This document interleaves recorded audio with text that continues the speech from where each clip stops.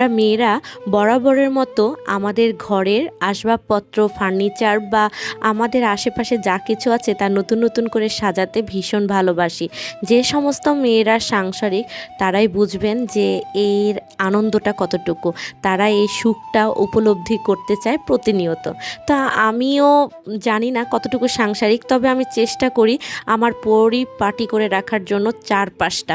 তো দেখতেই পাচ্ছেন ছোট্ট আমার টোনাটুনির সংসারে আমি নতুনত্ব আনার জন্য আমার সোফার জন্য আমি কাভার কিনেছি, যেন ঘরের লুকটা একটু চেঞ্জ হয়।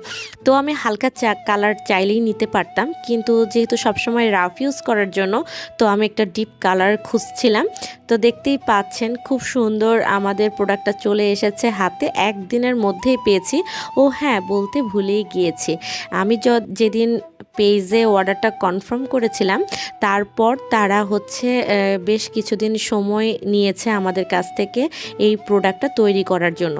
তারপর তারা আমাদেরকে আবার ফোন দিয়েছিল যে তাদের কাছে আমি যে প্রোডাক্টটা অর্ডার করেছিলাম সেই প্রোডাক্টটা রেডি হয়ে গিয়েছে, তারা পাঠাবে কিনা সেটা বলার জন্য। তো আমি তাদেরকে বললাম যে হ্যাঁ, অবশ্যই আপনি পাঠাবেন, আমি খুব এক্সাইটেড এবং ওয়েট করছি আপনাদের প্রোডাক্টের জন্য। তো তারা পাঠিয়ে দিয়েছে আলহামদুলিল্লাহ।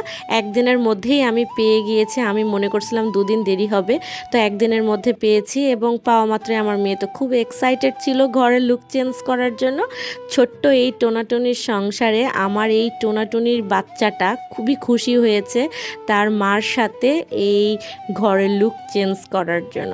তো দেখতেই পাচ্ছেন সোফার কাভারটা খুব কষ্ট আর যুদ্ধ করে পরিয়েছি, যেটার ভিডিও ধারণ করার টাইম হয়নি।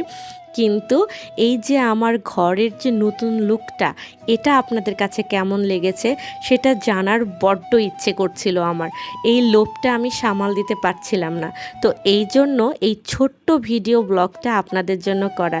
কেমন লেগেছে আমার এই ছোট্ট সংসারের ছোট্ট যে সুখের নিটটা আমি সাজানোর চেষ্টা করেছি, সেটা আপনাদের কাছে কেমন লেগেছে সেটা আমাকে কমেন্টে জানাবেন।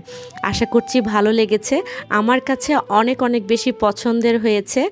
নেক্সট টাইম আরেকটু ডিফারেন্ট করে যদি সাজানোর চেষ্টা করি সেটাও কিন্তু আপনাদের সাথে শেয়ার করব। কি আপনারা আমার সাথে আছেন তো?